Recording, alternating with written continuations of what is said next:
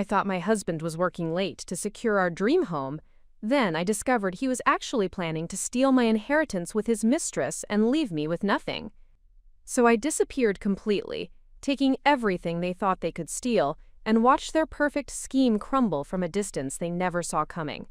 Before we jump back in, tell us where you're tuning in from, and if this story touches you, make sure you're subscribed, because tomorrow, I've saved something extra special for you. The morning that would shatter my world began with what I believed was a gesture of love. My husband Marcus had left a handwritten note on my pillow, his familiar scrawl promising that all his recent long hours at the law firm were for us, for our future, for the life we had been building together over 8 years of marriage.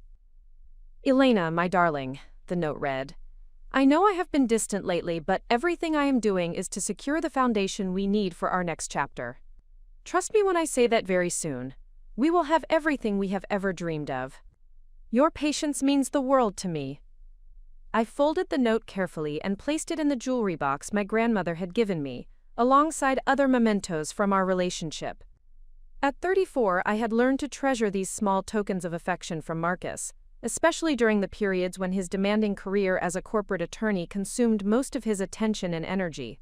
Our home in the affluent Riverside Heights neighborhood reflected the success Marcus had achieved in his legal practice. The Georgian-style house featured soaring ceilings, hardwood floors that gleamed under crystal chandeliers, and floor-to-ceiling windows that offered views of manicured gardens and the distant mountains.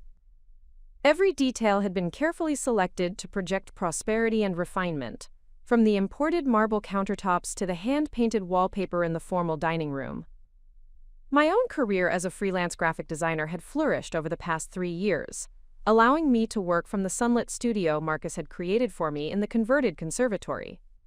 My client list included several high-profile marketing agencies and boutique businesses that valued my expertise in brand development and visual storytelling.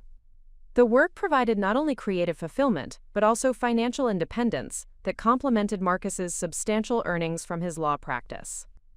The morning routine that had become our pattern over recent months involved Marcus leaving the house before dawn for what he described as crucial case preparation, while I began my day reviewing client projects and managing deadlines from my home studio.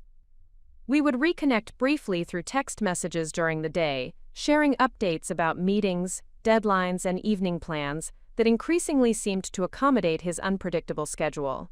Our social circle consisted primarily of other professional couples from Marcus's law firm and the country club, where we maintained membership.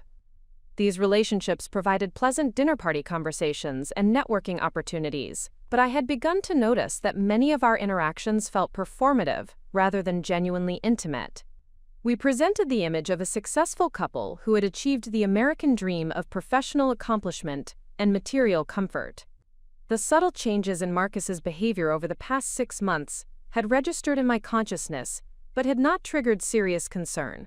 His increased preoccupation with his phone, the frequency of evening meetings that required his attendance, and the growing distance in our physical intimacy had seemed consistent with the demands of his expanding legal practice.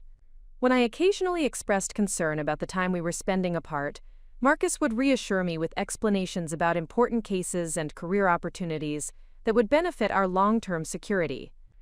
The inheritance that would soon become central to our story had arrived 3 months earlier, following the death of my great-aunt Catherine, a woman I had barely known but who had apparently followed my life and career with interest. The bequest included a substantial sum of money, approximately $250,000, along with a portfolio of investments and a small property in the mountains that had been in our family for generations. Marcus had been surprisingly enthusiastic about the inheritance, immediately suggesting that we should consolidate the funds with our existing savings to make strategic investments in real estate and business opportunities.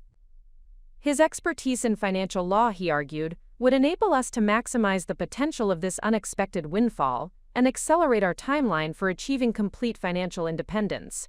I had agreed to allow Marcus to manage the legal and financial aspects of the inheritance, trusting his professional judgment and appreciating his willingness to handle the complex paperwork and investment decisions. The funds had been transferred to accounts that Marcus established specifically for this purpose, with the understanding that we would make joint decisions about major expenditures and investment strategies. The morning of my discovery began with what seemed like a routine client meeting scheduled for 10 o'clock at the offices of Meridian Marketing, one of my most important accounts. The agency had requested a presentation of logo concepts for a new restaurant chain, and I had spent the previous week developing several design alternatives that I believed would exceed their expectations and potentially lead to additional contract opportunities. I arrived at the Meridian offices 15 minutes early, carrying my portfolio and laptop in the leather messenger bag that Marcus had given me for my birthday. The receptionist, a young woman named Jessica whom I had come to know through previous visits, greeted me with unusual enthusiasm and what seemed like barely contained excitement about something unrelated to my scheduled appointment. "Elena, I am so glad to see you," Jessica said, her voice carrying an undertone that I could not immediately interpret. "I hope you do not mind me asking, but are you related to the Elena Vasquez who inherited property from Catherine Moreau recently? I saw something about it in the legal notices section of the newspaper, and I thought the name seemed familiar." The question struck me as both personal and oddly specific. Legal notices about inheritance matters were typically formal announcements that attracted little attention from the general public, and I was surprised that Jessica would have noticed or remembered such details from routine newspaper content. "Yes, that was my great-aunt," I replied carefully, uncertain about why this information would be relevant to someone I knew only through professional interactions. It was quite unexpected, since I had not maintained close contact with that side of my family. Jessica's expression shifted in ways that seemed to reflect internal conflict about whether to continue the conversation. She glanced around the reception area, confirming that we were alone, before leaning forward with the conspiratorial posture of someone preparing to share sensitive information. "Elena, I probably should not be telling you this, but I overheard something yesterday that I think you should know about," Jessica said, her voice dropping to a whisper. "My boyfriend works at Hartwell Spencer & Associates, the law firm downtown, and he mentioned overhearing conversations about inheritance manipulation and asset transfer strategies that involved your name specifically." The words hit me like a physical blow, completely unexpected and immediately alarming. Marcus worked at Hartwell Spencer & Associates, and the idea that my inheritance was being discussed in professional contexts without my knowledge suggested circumstances that I had never considered possible. "What exactly did he hear?" I asked, maintaining composure while my heart rate accelerated and my mind began calculating the implications of Jessica's revelation. Jessica looked around the reception area again before responding, clearly uncomfortable with the position she had placed herself in by initiating this conversation. "He said there were discussions about legal strategies for transferring inherited assets and something about timing that needed to be coordinated with personal relationship changes. Elena, he specifically mentioned your husband's name in connection with these conversations." The meeting with Meridian Marketing proceeded as scheduled, but I found myself struggling to maintain focus on logo presentations and design concepts while processing the implications of Jessica's information. My client seemed pleased with the preliminary concepts, but I left the office with the unsettling awareness that my personal life might contain deceptions that I had never suspected. The drive home provided time to consider various explanations for what Jessica had reported, ranging from innocent professional discussions about estate planning to more troubling possibilities involving deliberate manipulation or concealment. I recognized that secondhand information could be incomplete or misinterpreted, but the specificity of the details suggested that something significant was occurring without my knowledge or participation. Marcus's car was not in our driveway when I arrived home, which was consistent with his recent pattern of extended absences during daytime hours. I entered our house through the garage entrance, immediately noticing that his briefcase and jacket were not in their usual location by the door, suggesting that he had not returned home since leaving that morning. The decision to examine Marcus's home office was not premeditated, but arose from a combination of curiosity and growing concern about the information Jessica had shared. His office occupied a formal room on the first floor, featuring built-in bookcases, a mahogany desk, and filing cabinets that contained both his professional documents and our personal financial records. The desk surface appeared unusually organized, with documents arranged in neat stacks and file folders labeled with what seemed like deliberately generic descriptions, such as investment planning and asset management. I opened the center drawer, looking for anything that might provide context for the conversations Jessica had reported. The discovery that would change everything was tucked beneath a stack of legal pads in the bottom drawer of Marcus's desk.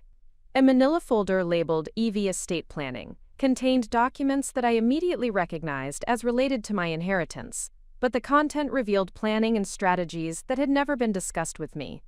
The first document was a detailed analysis of my great-aunt's bequest, including valuations of the property and investments that were significantly higher than the figures Marcus had shared with me. According to this analysis, the total value of my inheritance exceeded $400,000, nearly double what I had been told.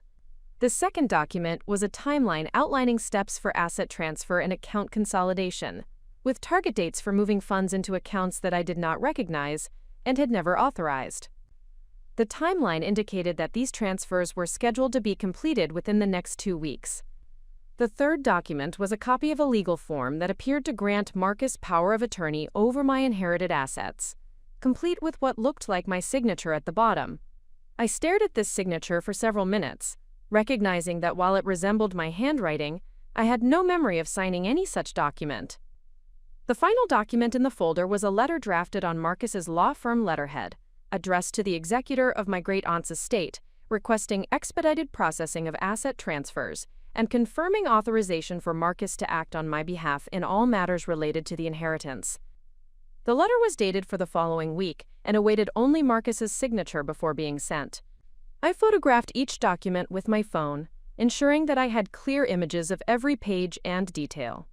The evidence painted a picture of systematic deception involving forged signatures, undisclosed asset valuations, and unauthorized legal representations that constituted serious violations of both professional ethics and criminal law.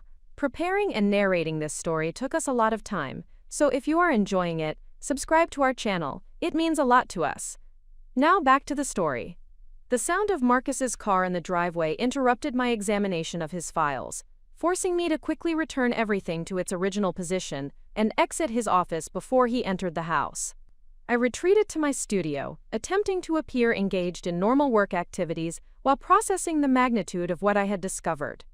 Marcus entered the house with his usual cheerful demeanor, calling out greetings and asking about my day as if nothing had changed. His performance of normalcy felt grotesque given what I now knew about his activities and intentions, but I managed to respond with appropriate pleasantries while internally calculating my next steps. "How was your day, darling?" Marcus asked, appearing in my studio doorway with the smile that had once made me feel loved and protected, but now seemed calculated and manipulative.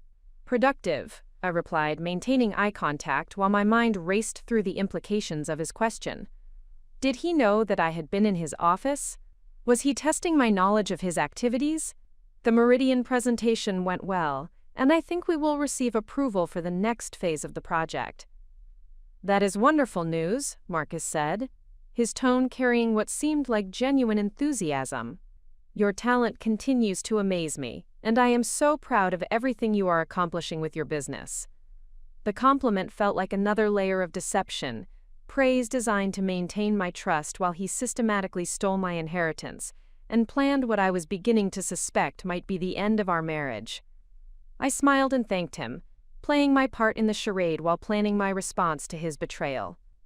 The evening proceeded with what had become our typical routine of separate activities in the same house.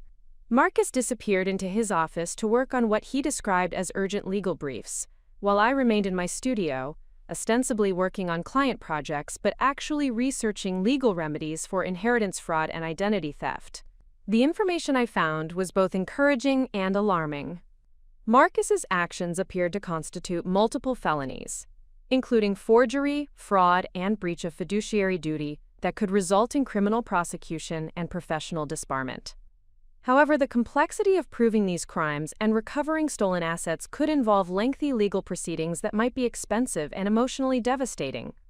As I sat in my studio that evening, surrounded by the tools of my trade and the life I had built with Marcus, I realized that my world had fundamentally changed in the space of a single afternoon. The man I had trusted with my heart, my home, and my financial security was systematically betraying that trust for his own benefit. The note he had left that morning, promising that everything he was doing was for our future, now read like a confession of his crimes wrapped in the language of love and devotion. His recent behavior, which I had attributed to professional stress and career ambition, was actually the methodical execution of a plan to steal my inheritance and, I was beginning to suspect, abandon our marriage once he had secured the assets he wanted. The discovery had transformed me from a trusting wife into someone who understood that her survival depended on her ability to think strategically and act decisively. The perfect life we appeared to have built together was revealed as an elaborate illusion designed to facilitate his theft of my family's legacy. Marcus's conspiracy was sophisticated and calculating, but he had made the critical error of underestimating my intelligence and resilience. His plan depended on my continued ignorance and trust. But now that I understood his intentions, I had the opportunity to turn his own strategy against him. The woman who went to sleep that night was fundamentally different from the one who had awakened that morning reading his loving note. I had discovered not only his betrayal, but also my own capacity for strategic thinking and decisive action that would soon prove more powerful than his legal expertise and criminal intentions. If you believe in the power of truth, and the strength that comes from discovering your own resilience, subscribe now to support more stories of women who refuse to be victims of deception and betrayal. Tomorrow would bring the beginning of my transformation from deceived wife to strategic opponent, and Marcus had no idea that his carefully planned conspiracy was about to become the foundation of his own destruction. The following morning brought a revelation that would transform my understanding of Marcus's betrayal from opportunistic theft to a comprehensive conspiracy involving multiple participants and carefully orchestrated deception. The discovery began with what appeared to be a routine phone call but evolved into evidence of planning that extended far beyond my inheritance and into the systematic dismantling of our entire marriage. I had awakened at 5:30, 2 hours before Marcus typically stirred, and used the quiet time to develop a strategy for investigating his activities without alerting him to my growing suspicions. The previous evening had been spent researching legal procedures for inheritance fraud and identity theft, but I recognized that understanding the full scope of his conspiracy would require more comprehensive investigation than document examination alone could provide. The landline in our kitchen rang at 6:15. An unusual occurrence since most of our personal and professional contacts used our mobile phones for communication. Marcus remained asleep upstairs, and I answered the call expecting to hear from a client or service provider who had obtained our home number through business directories. "Good morning, this is Amanda calling from Pinnacle Real Estate Services," the voice said with professional courtesy. "I am calling to confirm the property viewing appointment scheduled for this afternoon at 2 o'clock for the Riverside Heights listing. Will both Mr. and Mrs. Richardson be attending the showing?" The name Richardson struck me as completely unfamiliar, and I realized immediately that the caller had reached an incorrect number or was seeking people who did not live at our address. However, the reference to Riverside Heights, our own neighborhood, suggested that the mistake might be more complex than simple misdirected communication. "I believe you may have reached the wrong number," I replied carefully. "There are no Richardsons at this address, and we have not scheduled any property viewings." Amanda's response revealed confusion that seemed genuine rather than scripted. "I apologize for the confusion, but I have Marcus Richardson and Elena Richardson listed as my 2 o'clock appointment for the property at 847 Maple Grove Lane. The appointment was scheduled through our online system yesterday evening, and confirmation was sent to the email address provided." The use of my first name in connection with the surname Richardson created an entirely new dimension of concern. Marcus's surname was Castellanos, and I had retained my maiden name of Vasquez throughout our marriage. The idea that someone was scheduling property viewings using my name with an incorrect surname suggested identity theft or impersonation that extended beyond inheritance fraud. "Could you please provide me with the email address that was used to schedule this appointment?" I asked, maintaining professional courtesy while my mind raced through the implications of this development. "Certainly." The appointment was made using the email address marcusrichardson.law@gmail.com, and the contact information included this phone number, along with a mobile number that I can provide if needed. The email address was completely unfamiliar to me, but the inclusion of legal terminology suggested connection to Marcus's professional activities. The use of Richardson as a surname in both the email address and appointment scheduling indicated deliberate identity creation rather than simple error or confusion. I obtained the mobile number from Amanda and confirmed the appointment details, including the specific property address and the names listed for the viewing. After ending the call, I immediately searched online for information about the Maple Grove Lane property and discovered that it was a luxury home priced at nearly $2 million, far exceeding the value of our current residence and requiring substantial financial resources for purchase. The discovery of the Richardson identity prompted me to conduct more comprehensive searches of Marcus's activities and communications. Using techniques I had learned through my graphic design work with security-conscious clients, I began examining our shared computer for recently accessed websites, email accounts, and document files that might provide additional information about his activities. The search revealed a browser history that had been partially cleared but still contained fragments of activity from the previous week. Among the remaining entries were multiple visits to real estate websites, luxury property listings, and financial services companies that specialized in wealth management and asset protection strategies. More significantly, I discovered evidence of recently accessed email accounts that I had never seen before, including the marcusrichardson.law@gmail.com address that Amanda had mentioned. While I could not access these accounts directly, the browser's autofill suggestions revealed additional email addresses and usernames that suggested Marcus had created an entire alternative identity for conducting activities he wanted to keep hidden from me. The investigation expanded when I realized that Marcus's manipulation of my inheritance might be connected to broader financial planning that involved our joint assets and future earning potential. I accessed our shared financial accounts using login credentials that Marcus had provided for household budgeting purposes, discovering transactions and transfers that had not been discussed or authorized. The bank records revealed a pattern of systematic asset movement that had been occurring over the past 3 months, coinciding precisely with the timeline of my inheritance. Funds had been transferred from our joint savings account into individual accounts that bore only Marcus's name, with transaction descriptions that suggested investment activities and business expenses that had never been mentioned in our financial discussions. The total amount of these transfers exceeded $50,000, representing nearly half of our combined savings and including money that I had contributed through my graphic design business over the past 2 years. The transfers had been structured in amounts just below the threshold that would trigger automatic reporting requirements, suggesting sophisticated understanding of banking regulations and deliberate intent to avoid detection. The most disturbing discovery was a series of transfers scheduled for the following week that would move the remaining funds from our joint accounts into accounts that I could not access. These scheduled transactions would effectively leave me without access to any of our shared financial resources at the same time that Marcus was planning to complete the theft of my inheritance.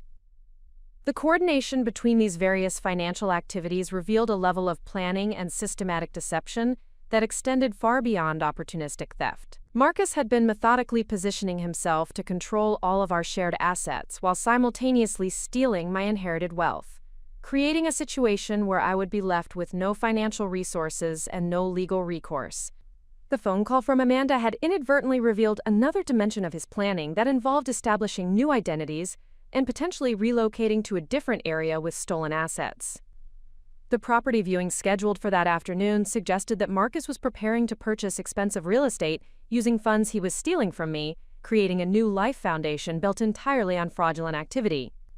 I spent the remainder of the morning documenting everything I had discovered, creating detailed records of bank transfers, email addresses, property appointments, and the timeline of activities that revealed the comprehensive nature of Marcus's conspiracy. The evidence painted a picture of systematic financial fraud, combined with identity theft and advanced planning for what appeared to be abandonment of our marriage once he had secured the assets he wanted. The psychological impact of these discoveries was profound and transformative. The previous day had revealed Marcus's betrayal of my trust and theft of my inheritance, but today's investigation had shown that his deception encompassed our entire relationship and financial future. He was not simply stealing money. He was systematically destroying the foundation of our life together while preparing to disappear with everything we had built. However, the comprehensiveness of Marcus's planning also revealed vulnerabilities in his strategy that I could potentially exploit. His reliance on forged documents, false identities, and scheduled transactions created evidence trails that could be used against him in legal proceedings. His assumption that I would remain ignorant of his activities until after they were completed gave me time to develop counter-strategies that could protect my assets and expose his crimes. The discovery of the Richardson identity provided particularly valuable intelligence because it revealed that Marcus was planning activities under false names that could be monitored and potentially disrupted. The property viewing scheduled for that afternoon represented an opportunity to gather additional information about his plans while potentially documenting his use of fraudulent identity for illegal purposes. At 11 o'clock, I received a text message from Marcus indicating that he would be working late at the office and would not be home until after 8 o'clock that evening. The message provided me with an opportunity to conduct additional investigation of his activities without risk of discovery, while also confirming that he had no knowledge of my growing awareness of his conspiracy. I used the afternoon to conduct comprehensive research on the legal and practical aspects of financial fraud, identity theft, and asset recovery. The information I gathered was both encouraging and sobering, revealing that while Marcus's activities constituted serious crimes with significant penalties, the process of proving these crimes and recovering stolen assets could be complex and time-consuming. The research also revealed that timing would be crucial in any legal response to Marcus's activities. Once he succeeded in transferring assets and potentially relocating under false identity, recovery could become significantly more difficult and expensive. The window of opportunity for preventing his theft and exposing his crimes was rapidly closing, requiring decisive action within the next few days. At 2 o'clock, I made a decision that would provide crucial intelligence about Marcus's plans, while demonstrating my growing commitment to strategic rather than passive response to his betrayal. I drove to the Maple Grove Lane property where Marcus had scheduled the viewing under the Richardson identity, positioning myself where I could observe without being detected. The luxury home was situated in an exclusive neighborhood that featured custom-built residences with extensive landscaping and privacy features. I parked across the street with a clear view of the property entrance, using my graphic design equipment to photograph and document any activities that might provide evidence of Marcus's fraudulent identity use. At precisely 2 o'clock, Marcus arrived at the property driving a silver BMW that I had never seen before. He was accompanied by a woman whom I did not recognize, someone who appeared to be in her late 20s with blonde hair and professional attire that suggested business or legal background. The sight of Marcus with this unknown woman provided the final piece of evidence I needed to understand the complete scope of his betrayal. This was not simply financial fraud motivated by greed. This was a comprehensive plan to steal my assets, abandon our marriage, and establish a new life with another woman using the wealth he had stolen from me. I photographed Marcus and the woman as they met with the real estate agent and toured the property, documenting their interaction and his use of false identity for what was clearly a serious property acquisition discussion. The woman's familiarity with Marcus and her participation in the property viewing suggested that she was a willing participant in his conspiracy rather than an innocent victim of his deception. The property tour lasted approximately 45 minutes, during which I observed Marcus and the woman examining various aspects of the home and grounds with the attention of serious potential buyers. Their body language and interactions suggested intimate familiarity and shared planning that extended beyond casual acquaintance or professional relationship. When they concluded the property viewing, I followed their vehicles at a distance, discovering that they drove to an upscale restaurant in the downtown area, where they continued their discussion over what appeared to be a celebratory lunch. The woman's car bore a parking decal for Hartwell, Spencer & Associates, Marcus's law firm, confirming that she was a colleague who had access to professional resources and legal expertise that could facilitate their conspiracy. The observation of Marcus with his accomplice provided emotional clarity that complemented the financial evidence I had been gathering. His betrayal was not a momentary lapse in judgment or opportunistic crime. It was a calculated conspiracy involving another person who understood the legal and financial aspects of what they were planning together. However, the comprehensive nature of their planning also revealed the extent of their vulnerability to exposure and legal consequences. Their use of false identities, forged documents, and fraudulent financial transactions created multiple opportunities for criminal prosecution and civil liability that could result in imprisonment and complete financial ruin for both participants. I returned home that afternoon with complete understanding of the conspiracy I was facing and absolute clarity about the strategic response that would be required to protect myself and ensure that Marcus and his accomplice faced appropriate consequences for their crimes. The investigation had transformed me from a confused victim into someone with comprehensive intelligence about enemy activities and the determination to use that intelligence effectively. The woman who had answered Amanda's phone call that morning had been seeking confirmation of routine business activity. The woman who returned home that afternoon possessed detailed knowledge of a criminal conspiracy and the strategic mindset necessary to turn that conspiracy against its perpetrators. Marcus would return home that evening, expecting to find the same trusting wife who had believed his explanations and accepted his reassurances. Instead, he would be facing someone who understood every aspect of his betrayal and was prepared to respond with legal and strategic capabilities that would exceed his expectations and destroy the foundation of his criminal enterprise. The investigation phase of my response was complete. Tomorrow would begin the strategic implementation of countermeasures that would protect my assets, expose his crimes, and ensure that his conspiracy became the instrument of his own destruction rather than the foundation of his fraudulent new life. The transformation from victim to strategist required more than anger or determination. It demanded the systematic development of capabilities I had never needed before, combined with the careful cultivation of allies who could provide expertise and resources beyond my own knowledge. The morning after discovering Marcus with his accomplice marked the beginning of my evolution from someone who had been betrayed into someone who would orchestrate comprehensive justice. My first call was to Patricia Williams, my college roommate who had built a successful career as a forensic accountant specializing in financial fraud investigations. Patricia and I had maintained contact over the years through holiday cards and occasional social media interactions, but I had never needed to draw upon her professional expertise until now. The conversation would test whether our friendship could withstand the gravity of what I was about to request. "Elena, what a pleasant surprise to hear from you," Patricia said when she answered my call at 7:30 that morning. "I was just thinking about you last week when I saw some of your design work featured in that marketing magazine article." "Patricia, I need your help with something serious," I replied, abandoning any pretense of social conversation. "I have discovered that my husband is systematically stealing my inheritance through forged documents and fraudulent financial transactions. I need someone with your expertise to help me understand my options and develop a response strategy." The silence that followed my explanation lasted long enough for me to wonder if our connection had been lost. But Patricia's eventual response carried the focused intensity of someone who had encountered similar situations in her professional practice. "Elena, what you are describing constitutes multiple felonies that could result in significant prison time and professional disbarment for your husband," Patricia said, her tone shifting to the analytical approach she reserved for complex financial investigations. "Before we proceed with any discussion of response strategies, I need you to understand that you are potentially dealing with someone who has demonstrated willingness to commit serious crimes against you personally. Your safety needs to be our primary consideration."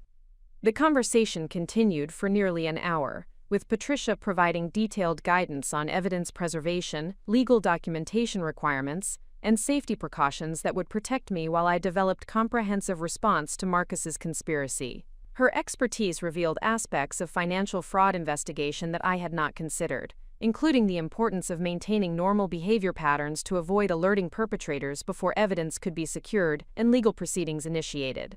Patricia agreed to review the evidence I had gathered and provide professional analysis of the financial transactions and fraudulent documents. More importantly, she offered to connect me with legal professionals who specialized in inheritance fraud and criminal financial crimes, ensuring that my response would have appropriate legal foundation and procedural correctness. "Elena, I want you to understand something crucial about your situation," Patricia said as our conversation concluded. "Your husband has made a critical error by underestimating your intelligence and resources. He has planned this conspiracy assuming that you would remain passive and uninformed until it was too late for you to respond effectively. That assumption will become the foundation of his downfall but only if you maintain strategic discipline and avoid emotional reactions that could compromise your position. The second critical conversation occurred with Dr. James Hartley, my family physician, who had known me for over 6 years and could provide both medical and personal perspective on the stress and health implications of my situation. The call was motivated by Patricia's emphasis on maintaining my physical and mental health during what would inevitably be a prolonged and emotionally challenging process. Dr. Hartley, I am facing a personal crisis that involves significant betrayal and financial fraud by my husband, I explained during our phone consultation.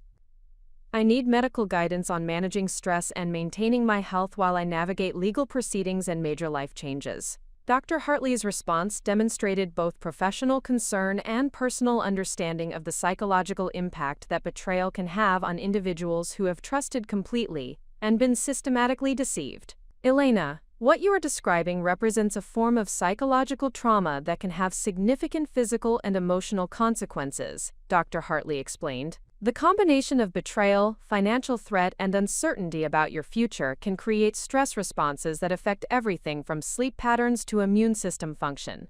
We need to develop strategies that will maintain your health and decision-making capacity throughout this process. The medical consultation resulted in practical recommendations for stress management, nutrition, exercise routines, and sleep hygiene that would support my physical and mental resilience during the challenging months ahead.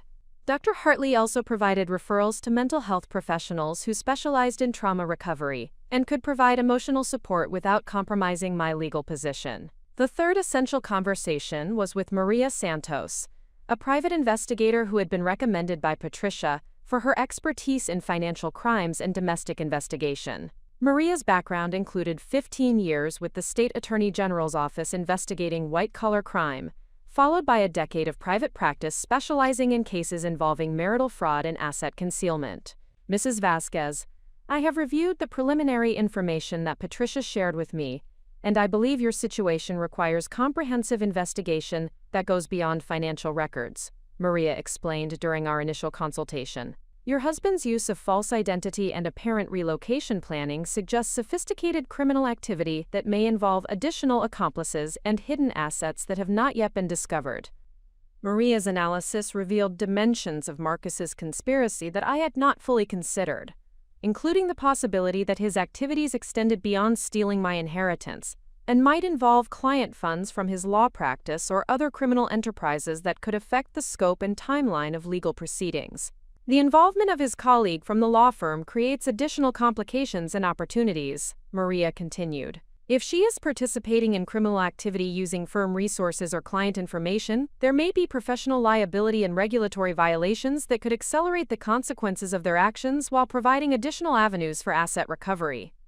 The investigation proposal that Maria presented was comprehensive and systematic, involving financial record analysis, surveillance activities, communication monitoring, and coordination with law enforcement agencies that could provide resources and authority beyond what private investigation could achieve. The scope of her proposed investigation would provide complete intelligence about Marcus's activities while building the foundation for criminal prosecution and civil asset recovery. The fourth crucial conversation occurred with attorney Rachel Morrison, a legal professional who specialized in inheritance law and financial fraud cases. Rachel's expertise would provide the legal framework necessary to protect my rights, while ensuring that Marcus and his accomplice faced appropriate criminal and civil consequences for their actions. Elena, based on the evidence you have described, your husband has committed multiple serious crimes that carry significant prison sentences and financial penalties, Rachel explained during our consultation. However, the strength of your legal position depends on the quality of evidence we can present and the timing of our legal actions relative to his ongoing criminal activities. Rachel's analysis revealed that the forged power of attorney documents alone constituted multiple felonies, while the unauthorized financial transfers and identity theft created additional criminal charges that could result in decades of imprisonment. The involvement of his law firm colleague added conspiracy charges and professional liability issues that could affect multiple careers and institutional reputations. The most important decision you need to make is whether to pursue immediate legal action to freeze assets and prevent further theft, or whether to allow his criminal activities to continue while we gather additional evidence that could result in more comprehensive prosecution, Rachel explained. Each approach has advantages and risks that need to be carefully considered based on your priorities and risk tolerance. The legal consultation revealed that my situation provided multiple strategic options, ranging from immediate intervention to prevent asset theft to comprehensive criminal prosecution that could result in complete asset recovery and lengthy prison sentences for both participants in the conspiracy. The choice between these approaches would determine not only the outcome of my case, but also the timeline and emotional demands of the legal process. By noon, I had assembled a professional team, with the expertise and resources necessary to respond comprehensively to Marcus's conspiracy. Patricia would provide forensic accounting analysis and expert testimony regarding the financial crimes. Maria would conduct investigation activities that would reveal the complete scope of the conspiracy and identify all participants and hidden assets. Rachel would coordinate legal proceedings and ensure that my rights were protected while Marcus and his accomplice faced appropriate consequences. The afternoon was spent developing the operational framework for my response strategy, including communication protocols, evidence security procedures, and timeline coordination that would ensure maximum effectiveness while minimizing risk to my safety and legal position. The planning process revealed the complexity of responding to sophisticated criminal activity while maintaining the appearance of normal daily life. The most challenging aspect of the strategy development was the recognition that I would need to continue living with Marcus and maintaining our normal relationship patterns while systematically building the case against him. This requirement demanded psychological strength and strategic discipline that would test every aspect of my character and resilience. Elena, you need to understand that you are essentially becoming an undercover operative in your own home, Maria explained during our strategy session. Your safety depends on Marcus remaining unaware of your knowledge and activities until we are ready to proceed with legal action. This means maintaining normal behavior patterns while documenting his criminal activities and building our case. The psychological demands of this approach were significant, requiring me to interact normally with someone I now knew was systematically betraying and stealing from me. The emotional challenge was compounded by the need to maintain professional relationships and social interactions that might provide Marcus with information about my activities or emotional state. However, the strategic advantages of this approach were substantial. Continued access to Marcus's activities and communications would provide ongoing intelligence about his plans and timeline. Maintaining normal relationship patterns would prevent him from accelerating his criminal activities or implementing emergency measures that could complicate asset recovery. Most importantly, allowing his conspiracy to continue while building our case would provide comprehensive evidence that could result in maximum criminal penalties and complete asset recovery. The evening brought the first test of my ability to maintain normal behavior while harboring complete knowledge of Marcus's betrayal. He returned home at 8:15, carrying flowers and wearing the apologetic expression that had become familiar during recent months when his work schedule had prevented normal interaction. Elena, I am sorry that I have been so distracted lately, Marcus said, presenting the flowers with what appeared to be genuine affection. The cases I am working on require intensive preparation, but I want you to know that everything I am doing is for our future together. The words that had once provided comfort and reassurance now sounded like confessions of criminal intent, wrapped in declarations of love. I accepted the flowers and thanked him with appropriate warmth, internally marveling at his ability to maintain the pretense of devoted husband while systematically stealing my inheritance and planning to abandon our marriage. I understand that your work is demanding, I replied, maintaining eye contact while my newly developed strategic mindset analyzed his words for additional intelligence about his activities and timeline. I appreciate everything you are doing, and I am proud of your dedication to providing security for our future. The conversation continued with what had become our typical evening routine of sharing information about our respective days while watching television and preparing for bed. Marcus appeared relaxed and satisfied, apparently confident that his conspiracy was proceeding according to plan, without any awareness of my growing knowledge or developing response strategy. However, I noticed subtle changes in his behavior that suggested possible concern about maintaining his deception. His phone usage had become more secretive, with frequent checks of messages and calls taken in private areas of the house. His physical intimacy had decreased further, with explanations about stress and fatigue that seemed designed to minimize emotional connection that might complicate his planned abandonment.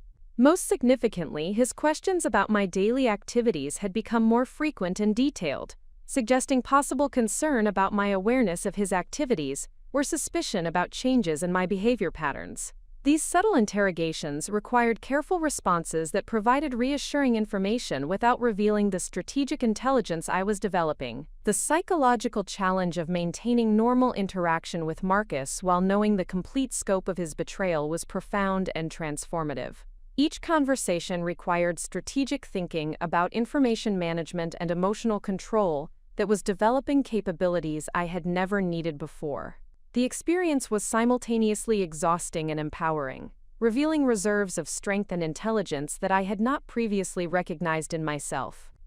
As I prepared for bed that evening, I reflected on the remarkable transformation that had occurred in my life over the past 3 days. The woman who had awakened Monday morning reading Marcus's loving note had been trusting, dependent, and focused on maintaining relationship harmony. The woman preparing for sleep Wednesday evening possessed comprehensive intelligence about a criminal conspiracy, professional allies with expertise in financial fraud investigation, and a strategic mindset capable of orchestrating complex legal and investigative responses. The change was not simply about knowledge or circumstances. It represented a fundamental shift in my understanding of my own capabilities and resilience. The betrayal that was intended to destroy my financial security and emotional stability had instead revealed strengths and resources that would enable me to achieve justice, while building a foundation for independence and success that exceeded anything I had previously imagined. Marcus's conspiracy had been designed to exploit my trust and dependency, while providing him with stolen wealth and freedom to pursue his new relationship. Instead, his criminal activities had become the catalyst for my transformation into someone with the knowledge, allies, and determination necessary to ensure that his betrayal became the foundation of his own comprehensive destruction. The strategic planning phase was complete. Tomorrow would begin the systematic implementation of countermeasures that would protect my assets, document his crimes, and ensure that justice was served with precision and completeness that would exceed his worst expectations. The implementation of my counter-strategy required the delicate balance of maintaining normal domestic routines while systematically gathering evidence that would expose the full scope of Marcus's criminal enterprise. The challenge demanded not merely careful observation, but the development of sophisticated intelligence-gathering capabilities that would document his activities with precision sufficient for criminal prosecution and civil asset recovery. Thursday morning began with what appeared to be a routine breakfast conversation, but represented the first operational test of my ability to extract strategic information while maintaining the facade of unsuspecting wife. Marcus had received several text messages during the night, his phone buzzing with notifications that he checked immediately upon awakening, suggesting communications that required urgent attention or careful coordination. "Marcus, you seem particularly focused on your phone this morning," I observed while preparing coffee, employing the tone of mild curiosity that had characterized our interactions throughout our marriage. "Is there a significant development in one of your cases?" His response provided the first indication that my intelligence operation was yielding valuable information. "Actually, there are some time-sensitive matters involving estate planning and asset transfers that require careful coordination over the next few days," Marcus replied, his attention remaining focused on his phone screen. "I may need to work extended hours and attend meetings that were not originally scheduled." The reference to estate planning and asset transfers confirmed that the timeline for his theft of my inheritance was accelerating, potentially in response to external pressures or opportunities that had not been apparent in my previous investigation. The mention of unscheduled meetings suggested coordination with accomplices or professional services that would facilitate the completion of his criminal activities. "That sounds quite complex," I replied, maintaining supportive interest while internally processing the intelligence implications of his disclosure. "Will these matters affect our weekend plans, or should I expect that you will be available for the dinner party at the Mitchell residence on Saturday evening?" Marcus's hesitation before responding revealed additional information about his timeline and priorities. "I should be able to attend the dinner party, but there may be some last-minute scheduling conflicts that require flexibility," he said, his tone suggesting that social commitments had become secondary to his criminal activities. Elena, I want you to know that once these current matters are resolved, my schedule will return to normal, and we can focus more attention on our personal plans and future goals. The promise of future attention to personal plans carried particular significance given my knowledge of his conspiracy with his law firm colleague. His reference to resolution of current matters likely indicated completion of the asset theft and implementation of his plan to abandon our marriage, making his reassurances about future attention both deceptive and psychologically manipulative. After Marcus departed for his office, I initiated the first phase of systematic evidence collection that would document his criminal activities while he remained unaware of my knowledge or investigation. The approach required accessing his personal documents and communications without leaving traces that might alert him to my activities, demanding both technical skill and strategic timing that would ensure operational security. The examination of Marcus's home office revealed additional documents that had not been present during my initial investigation, suggesting that his criminal planning was advancing and requiring updated documentation or coordination materials. A new folder labeled Property Acquisition Timeline contained detailed schedules for financial transfers, legal document execution, and property closing procedures that provided comprehensive intelligence about the scope and timeline of his conspiracy. The property acquisition documents revealed that Marcus and his accomplice were planning to purchase not only the luxury residence I had observed them viewing, but also a second property in a resort community approximately 3 hours from our current location. The second property appeared to be intended as a vacation residence or potential relocation destination, suggesting that their post-theft planning included options for geographic distance from the scene of their crimes. The financial requirements for both property acquisitions exceeded $800,000, confirming that Marcus's theft was not limited to my inheritance, but included our joint assets and potentially additional funds from sources that had not yet been identified. The comprehensiveness of the financial planning suggested systematic embezzlement or fraud that extended beyond our personal relationship into his professional activities. Among the most significant discoveries was a detailed timeline showing that final asset transfers were scheduled for the following Tuesday, with property closings planned for the end of the following week. The timeline indicated that Marcus intended to complete his theft and disappear with his accomplice within 10 days, leaving me without financial resources or legal recourse if his plan succeeded. The urgency created by this timeline required immediate coordination with my professional team to accelerate our evidence-gathering activities and prepare for legal intervention that would prevent completion of his criminal activities.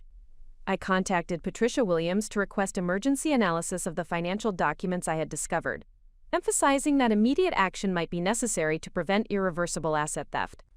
Elena, the timeline you have described creates significant urgency for our response strategy, Patricia explained during our emergency consultation. If Marcus completes the planned asset transfers, recovery could become substantially more difficult and expensive, potentially requiring years of litigation with uncertain outcomes. Patricia's analysis confirmed that immediate legal intervention would be necessary to freeze assets and prevent completion of the planned theft.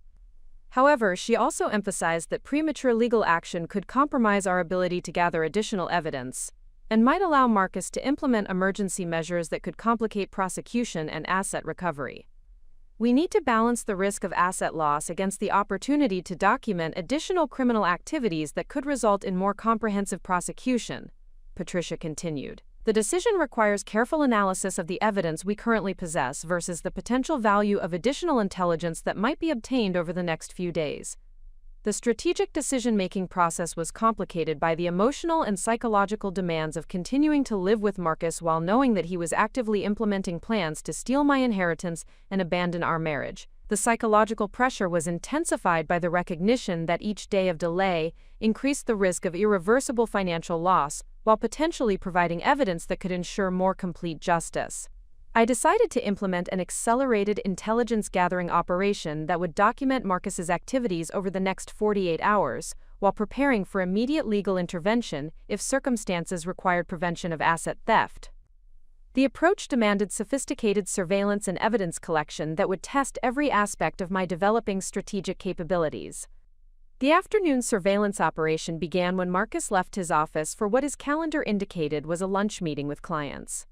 Using the surveillance techniques that Maria Santos had taught me, I followed his vehicle to an upscale restaurant in the financial district, positioning myself where I could observe his activities without detection. Marcus arrived at the restaurant and was joined by his law firm colleague and two additional individuals whom I did not recognize. The group appeared to be conducting serious business discussions over lunch, with documents and electronic devices suggesting professional consultation or planning activities that required privacy and careful coordination. I photographed the meeting participants and documented the duration and apparent nature of their discussions, noting that the conversation appeared intense and focused, rather than social or casual. The presence of additional participants suggested that Marcus's conspiracy involved more accomplices than I had previously identified, potentially including financial professionals or other legal experts who could facilitate complex asset transfers and identity creation. The surveillance operation continued when the group concluded their lunch meeting and traveled in separate vehicles to an office building that housed several financial services companies and investment management firms. The location suggested that their afternoon activities involved professional services related to asset management, investment planning, or financial transactions that required specialized expertise. Marcus and his primary accomplice entered the building together while the other participants remained in the parking area, apparently maintaining communication through mobile phones and coordinating activities that required precise timing or sequence. The coordination suggested sophisticated planning that extended beyond simple theft into complex financial manipulation that involved multiple professionals and institutional resources. After 45 minutes, Marcus and his accomplice emerged from the building carrying briefcases and wearing expressions that suggested successful completion of important business activities. They exchanged brief conversation with the other participants before departing in separate vehicles, maintaining the pattern of careful coordination and communication that had characterized their previous activities. The surveillance intelligence confirmed that Marcus's conspiracy was substantially more complex and involved significantly more participants than my initial investigation had revealed. The professional coordination and institutional resources being utilized suggested criminal activities that extended beyond personal betrayal into systematic financial fraud that could have implications for other victims and institutional liability. I returned home and immediately contacted Maria Santos to report the surveillance findings and request expansion of our investigation to identify the additional participants and understand the complete scope of the criminal enterprise. The intelligence suggested that Marcus's activities might involve client funds, professional misconduct, or institutional fraud that could provide additional avenues for prosecution and asset recovery. Elena, what you have observed suggests a sophisticated financial crime operation that may involve multiple victims and substantial criminal liability for all participants, Maria explained during our emergency consultation. We need to coordinate immediately with law enforcement agencies that have the resources and authority to investigate complex financial crimes and prevent completion of the planned activities. Maria's analysis confirmed that the scope of Marcus's conspiracy required federal law enforcement involvement, potentially including FBI financial crime units and federal prosecutors who specialized in complex fraud cases. The involvement of multiple professionals and institutional resources suggested criminal activities that exceeded the jurisdiction and resources of local law enforcement agencies. The evening brought the most challenging test of my psychological resilience and strategic discipline when Marcus returned home displaying unusual satisfaction and confidence about his recent activities. His demeanor suggested successful completion of important business matters, potentially indicating advancement of his criminal timeline that required immediate response from my professional team. Elena, I have some excellent news about our financial planning and investment opportunities, Marcus announced upon entering our home, his enthusiasm genuine despite the criminal nature of his activities. The legal and financial work I have been conducting has created opportunities that will provide substantial security and freedom for our future together. The irony of his announcement was profound, given that his financial planning involved stealing my inheritance and abandoning our marriage to establish a new life with his accomplice. His reference to our future together represented either complete psychological disconnection from reality or sophisticated manipulation designed to maintain my trust until his criminal activities were completed. That sounds wonderful, Marcus, I replied, maintaining enthusiastic support while internally processing the implications of his confidence and satisfaction. Can you share any details about these opportunities, or are they still in development stages that require confidentiality? Marcus's response provided crucial intelligence about his timeline and immediate plans. Most of the details are still confidential due to legal and professional requirements, but I can tell you that within the next week, we will have access to substantial financial resources that will enable us to pursue opportunities that were previously beyond our reach, he explained, his tone carrying conviction that suggested genuine belief in his future plans. The timeline confirmation indicated that Marcus believed his criminal activities would be completed successfully within the next week, potentially requiring immediate legal intervention to prevent irreversible asset theft. His confidence suggested that he had no awareness of my investigation or preparation of legal countermeasures, providing strategic advantage that needed to be preserved until optimal timing for legal action.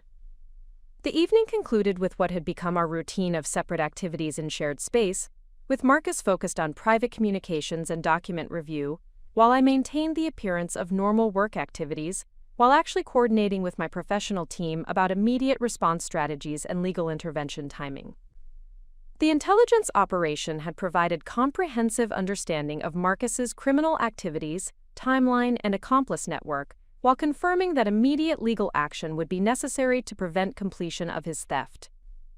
The evidence gathered over the past 4 days had documented multiple felonies involving sophisticated financial fraud, identity theft, and conspiracy that could result in decades of imprisonment for all participants. However, the most significant outcome of the intelligence operation was the complete transformation of my capabilities and strategic mindset. The woman who had discovered Marcus's initial betrayal 4 days earlier had been shocked and confused by evidence of theft and deception. The woman concluding the intelligence operation possessed comprehensive understanding of complex criminal activities, professional allies with specialized expertise, and strategic thinking capabilities that would enable systematic destruction of the conspiracy that had been designed to destroy her life. The psychological journey from trusting wife to strategic operative had revealed personal strengths and intellectual capabilities that I had never recognized or developed previously. The betrayal that was intended to leave me helpless and financially devastated had instead catalyzed the development of skills and relationships that would enable me to achieve justice, while building a foundation for independence and success that exceeded my previous aspirations. Marcus's conspiracy was sophisticated and well-planned, but it contained fundamental vulnerabilities that arose from his underestimation of my intelligence, and his assumption that I would remain passive until his criminal activities were completed. These assumptions had provided me with time and access necessary to build comprehensive evidence, while developing strategic capabilities that would soon prove superior to his legal expertise and criminal planning. The intelligence operation was complete. Tomorrow would begin the legal intervention phase that would freeze his assets, expose his crimes, and ensure that his conspiracy became the foundation of justice, rather than the instrument of theft and abandonment he had intended. The transition from intelligence gathering to legal intervention required precise coordination between multiple professionals and careful timing that would maximize evidence preservation while preventing irreversible asset theft. Friday morning marked the beginning of the most critical phase of my response strategy, where theoretical planning would transform into decisive action that would determine the ultimate outcome of my confrontation with Marcus's criminal conspiracy.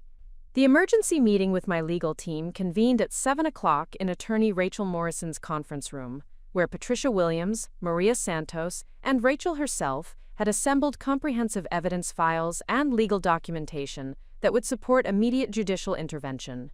The atmosphere carried the focused intensity of professionals preparing for complex litigation that would determine not only financial outcomes, but also criminal consequences for multiple defendants. Elena, the evidence we have compiled over the past 4 days provides overwhelming documentation of systematic financial fraud, identity theft, and conspiracy that constitutes multiple felonies, Rachel Morrison began, her presentation methodical and comprehensive. The forged power of attorney documents alone carry potential sentences of 10 to 15 years in federal prison, while the asset theft and identity fraud add additional decades to potential criminal penalties.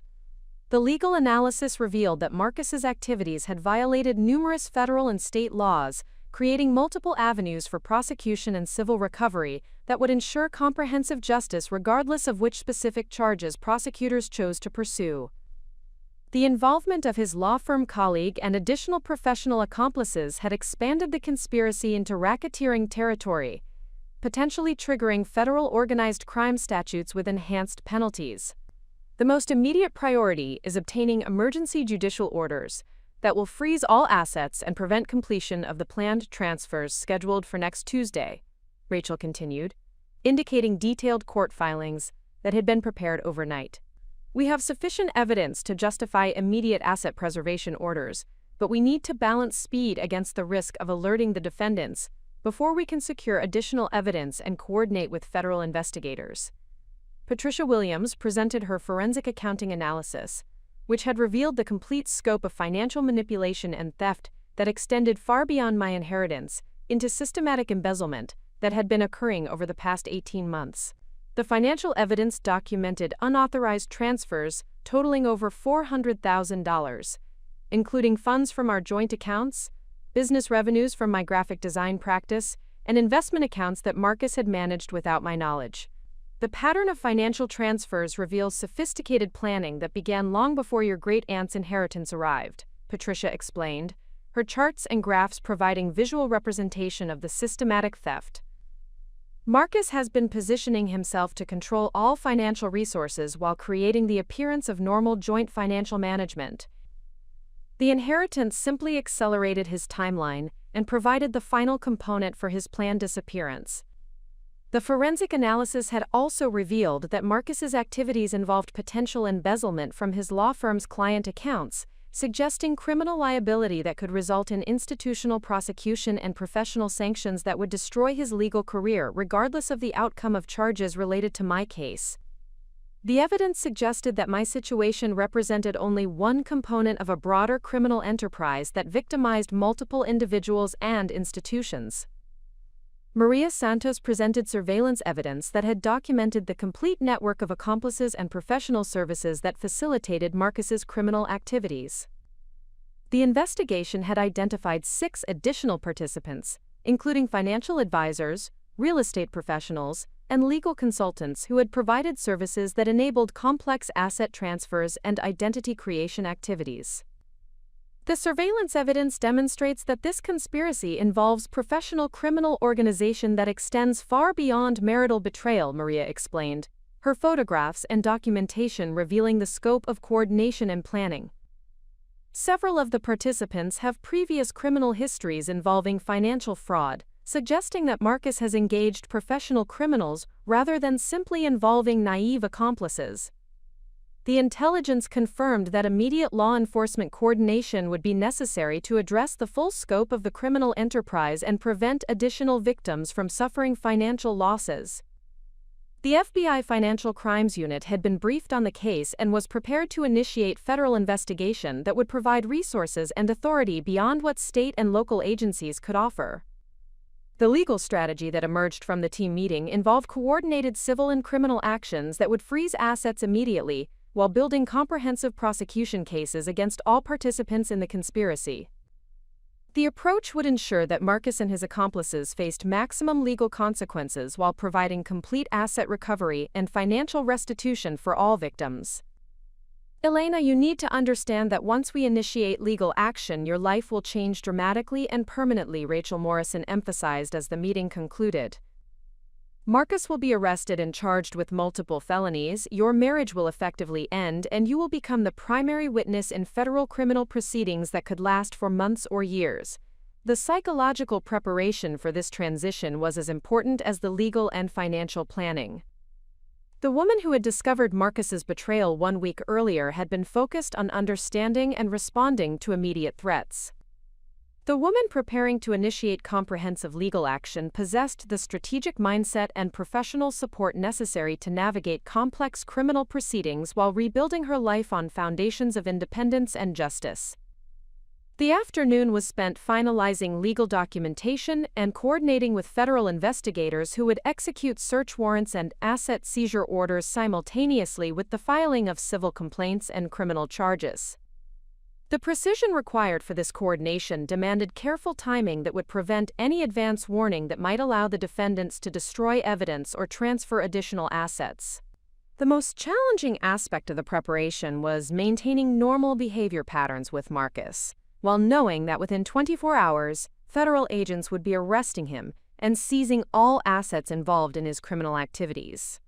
The psychological demands of this deception required every aspect of the strategic discipline I had developed over the past week.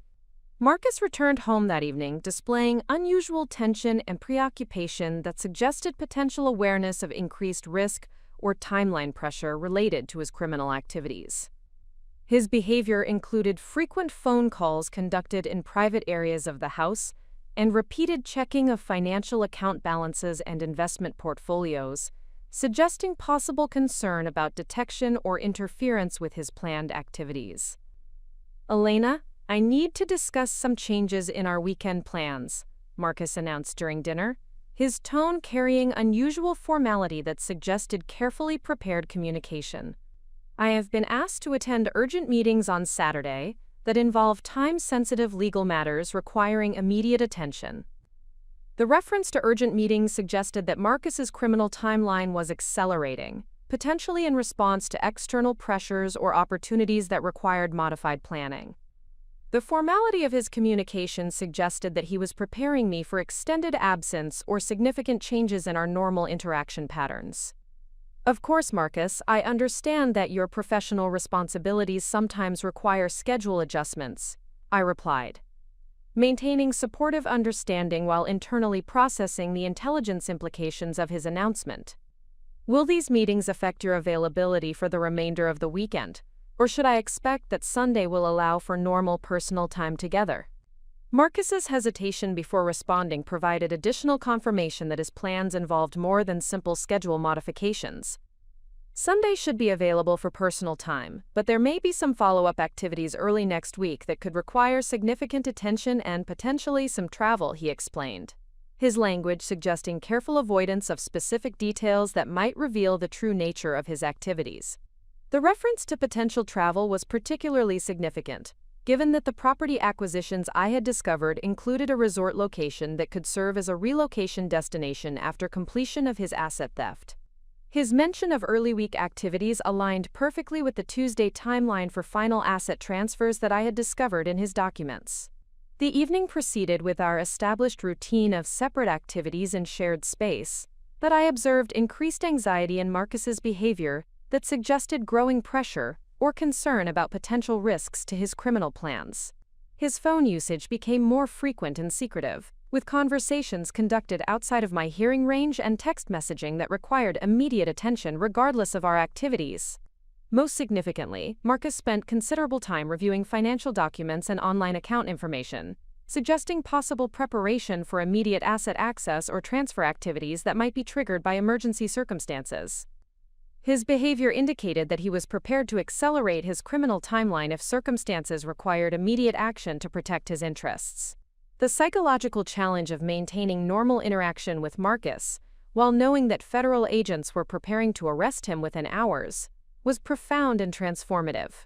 Every conversation required strategic analysis of information, security, and emotional control that continued to develop capabilities I had never needed previously. However, the most remarkable aspect of this experience was the recognition that I felt no sympathy or regret about the consequences Marcus would face as a result of his criminal activities. The woman who had trusted him completely 1 week earlier might have experienced guilt or sadness about his impending arrest and prosecution. The woman who understood the complete scope of his betrayal and criminal planning felt only satisfaction that justice would be served with precision and completeness. The transformation from victim to strategic prosecutor represented fundamental changes in my understanding of personal strength, professional capabilities, and moral clarity that would influence every aspect of my future life and relationships. The betrayal that was intended to destroy my financial security and emotional stability had instead revealed inner resources and intellectual capabilities that exceeded my previous self-assessment.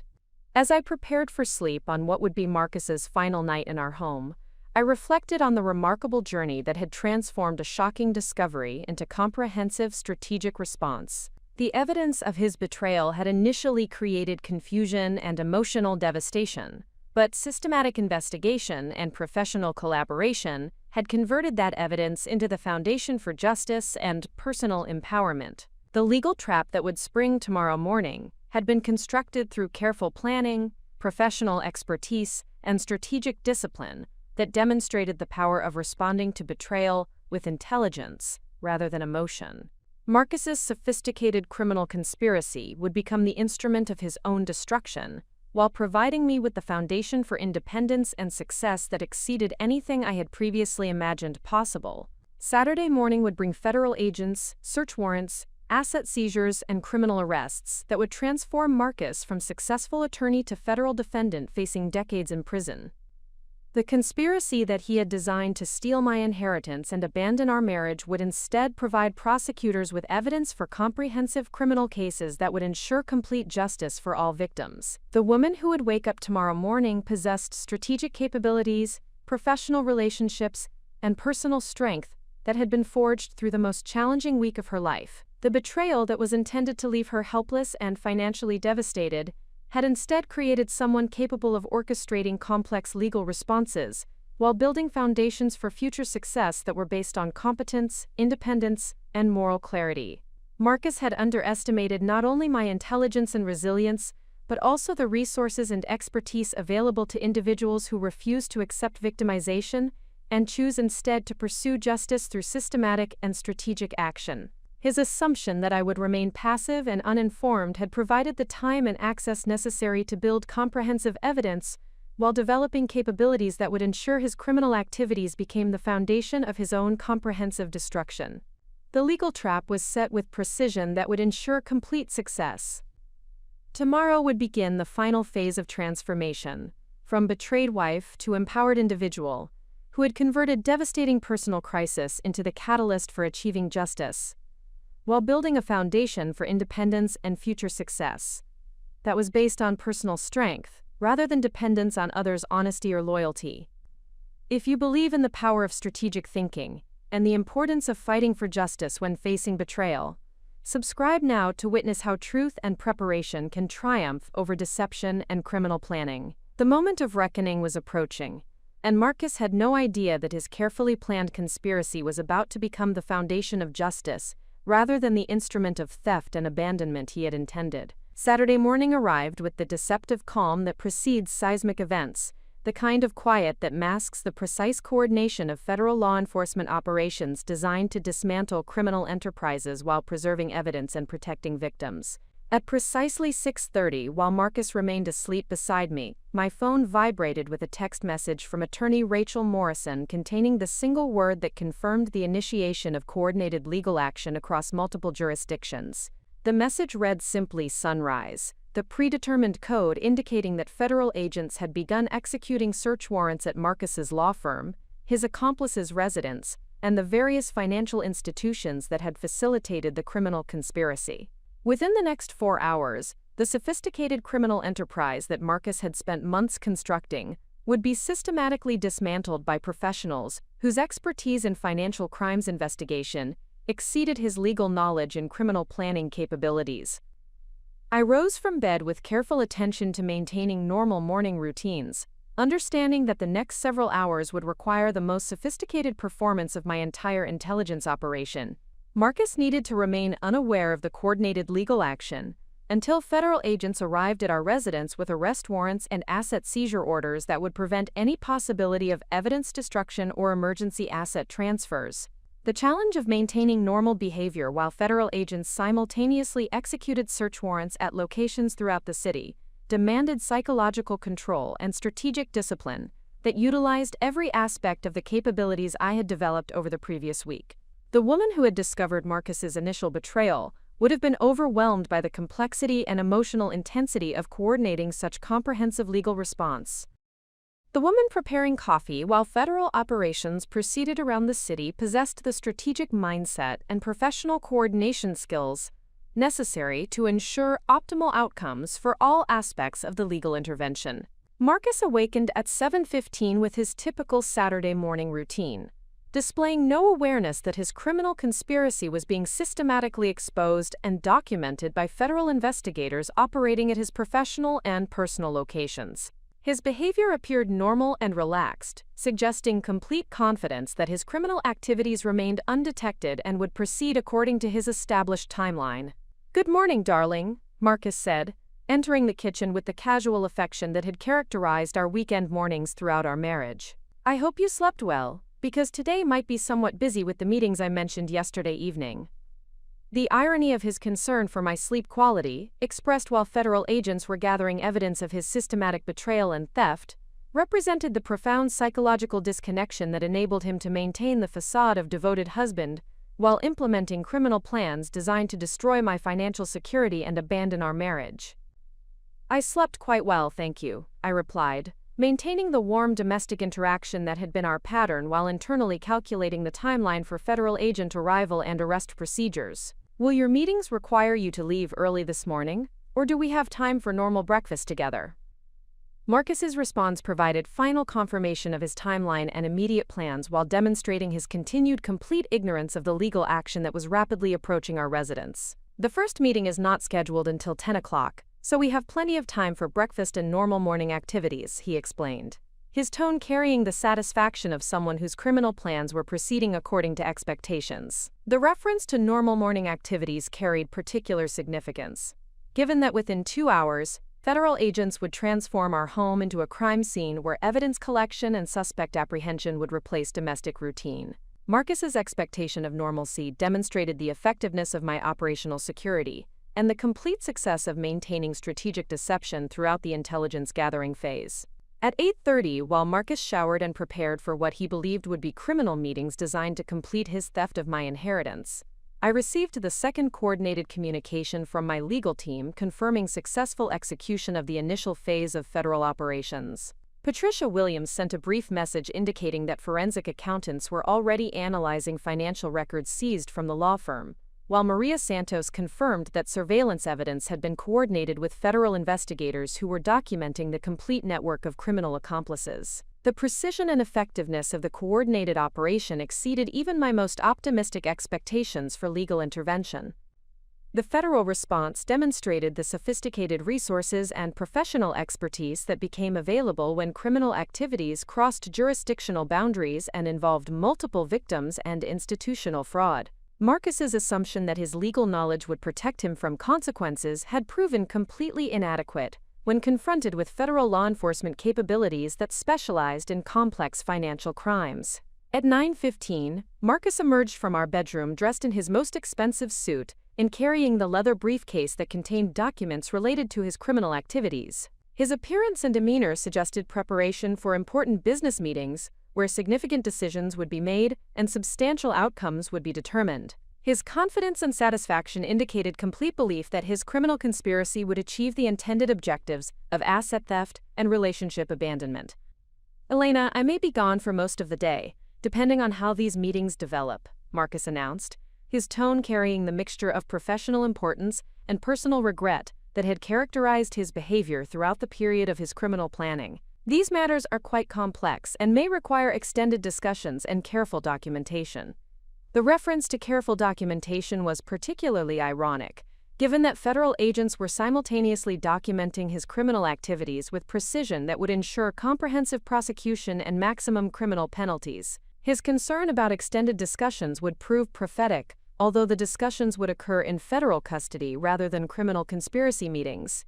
"I understand that important business matters sometimes require extended attention," I replied, maintaining supportive understanding while internally preparing for the dramatic transformation that would occur within minutes of his planned departure. "I hope your meetings proceed successfully and achieve the outcomes you have been working toward." The expression of hope for successful outcomes carried layers of meaning that Marcus could not perceive. His criminal conspiracy would indeed achieve outcomes, although those outcomes would involve federal prosecution, asset forfeiture, and decades of imprisonment, rather than the luxury lifestyle and relationship freedom he had planned. At 9:45, Marcus collected his briefcase and moved toward the garage entrance, displaying the confident stride of someone who believed his criminal activities had succeeded in achieving their intended objectives without detection or interference. His farewell kiss carried what appeared to be genuine affection, representing either complete psychological compartmentalization or sophisticated manipulation designed to maintain my emotional attachment until his planned abandonment could be implemented. The moment Marcus's vehicle cleared our driveway, I positioned myself at the front window where I could observe the arrival of federal agents while maintaining communication with my legal team about timing and coordination of the arrest and asset seizure procedures. The transition from intelligence operation to legal intervention required precise timing that would ensure optimal evidence preservation and prevent any possibility of flight or asset concealment. At exactly 10 o'clock, 3 black SUVs arrived simultaneously at our residence, their coordinated approach indicating professional law enforcement operation rather than routine investigation or inquiry. The vehicles discharged 12 federal agents wearing protective equipment and carrying search warrants, asset seizure orders, and arrest documentation that would transform Marcus from successful attorney to federal defendant within the next several hours. Special Agent Jennifer Walsh, the lead investigator for the FBI Financial Crimes Unit, approached our front door with the authoritative bearing of someone whose professional experience included numerous similar operations involving sophisticated financial fraud and criminal conspiracy. Her presentation of credentials and legal documentation was methodical and comprehensive, ensuring that all procedures would withstand subsequent legal scrutiny and appeal processes. Mrs. Vasquez, I am Special Agent Walsh with the Federal Bureau of Investigation, she announced, her tone carrying professional courtesy combined with serious authority. We have federal warrants for the search of these premises and the seizure of assets related to an ongoing investigation of financial fraud and criminal conspiracy. We also have arrest warrants for Marcus Castellanos in connection with multiple federal charges involving identity theft, financial fraud, and conspiracy to commit racketeering.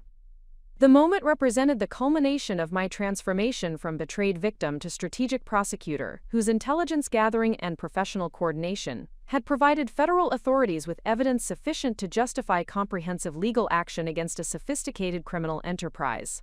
The warrants and legal documentation represented validation of every aspect of my investigation and strategic response to Marcus's betrayal. Agent Walsh, I am prepared to provide complete cooperation with your investigation and have been working with legal counsel to ensure that all relevant evidence is available for your examination, I replied, maintaining professional composure while internally experiencing profound satisfaction that justice was being implemented with precision and completeness. The search of our residence proceeded with systematic thoroughness that documented every aspect of Marcus's criminal activities while preserving evidence according to federal standards that would ensure admissibility in subsequent criminal proceedings. The agent's expertise in financial crimes investigation revealed additional evidence that I had not discovered during my own intelligence gathering, including hidden communication devices and encrypted document storage that suggested even more sophisticated criminal planning than I had identified. The discovery of Marcus's hidden safe concealed behind false panels in his office wall revealed the complete scope of his criminal enterprise and confirmed that my situation represented only one component of systematic fraud that had victimized numerous individuals and institutions over the past several years. The safe contained forged identity documents, offshore account information, and detailed records of embezzlement from his law firm's client accounts that documented criminal activities totaling over $2 million. Agent Walsh's analysis of the evidence confirmed that Marcus's criminal conspiracy warranted federal prosecution under organized crime statutes that carried potential sentences of life imprisonment without parole. The systematic nature of his fraud, the multiple victims involved, and the sophisticated planning demonstrated criminal enterprise that exceeded simple financial theft and entered territory typically associated with professional criminal organizations. Mrs. Vasquez, the evidence we have discovered confirms that your situation involves sophisticated criminal enterprise that has affected numerous victims over an extended period, Agent Walsh explained as the search proceeded. Your intelligence gathering and evidence preservation have been instrumental in enabling us to document the complete scope of these criminal activities and identify all participants in the conspiracy.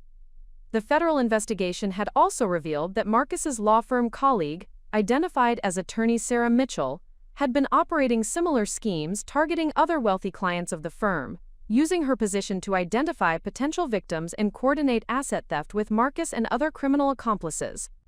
The scope of their criminal enterprise exceeded individual relationship betrayal and represented systematic exploitation of professional positions for personal enrichment through fraud and theft. At 11:30, federal agents coordinating the operation across multiple locations confirmed that Marcus had been arrested at the offices of Continental Financial Services, where he had arrived expecting to finalize asset transfers that would complete his theft of my inheritance. The arrest had been coordinated with seizure of additional evidence and assets, including the luxury vehicles he had purchased using stolen funds and the financial accounts he had established under false identities. The arrest report indicated that Marcus had initially attempted to claim legal privilege and professional immunity, apparently believing that his legal credentials would provide protection from federal prosecution for financial crimes. His surprise and confusion upon arrest suggested complete shock that his criminal activities had been discovered and documented, confirming the effectiveness of my operational security throughout the intelligence gathering process. Sarah Mitchell had been arrested simultaneously at her residence, where federal agents had discovered additional evidence of the criminal conspiracy, including detailed victim profiles, forged legal documents, and communication records that documented coordination of systematic fraud over the past 3 years. Her arrest had been accompanied by seizure of luxury assets purchased with stolen funds, including jewelry, artwork, and real estate, that represented the proceeds of numerous criminal schemes. The coordinated arrests and asset seizures had also resulted in charges against 4 additional accomplices who had provided professional services that facilitated the criminal conspiracy. These individuals included financial advisors, real estate agents, and document specialists who had knowingly participated in identity theft and asset transfer activities in exchange for substantial fees paid from stolen funds. By noon, the federal operation had achieved complete success in dismantling the criminal enterprise, while preserving all evidence necessary for comprehensive prosecution of all participants. The precision and coordination of the law enforcement response had prevented any possibility of evidence destruction, asset concealment, or flight by the defendants, ensuring that justice would be served with maximum effectiveness. The transformation of our residence from domestic space to federal crime scene represented the physical manifestation of my personal transformation from betrayed victim to empowered individual whose strategic response had achieved comprehensive justice. The evidence collection and documentation procedures confirmed that every aspect of Marcus's betrayal had been exposed and would result in appropriate legal consequences.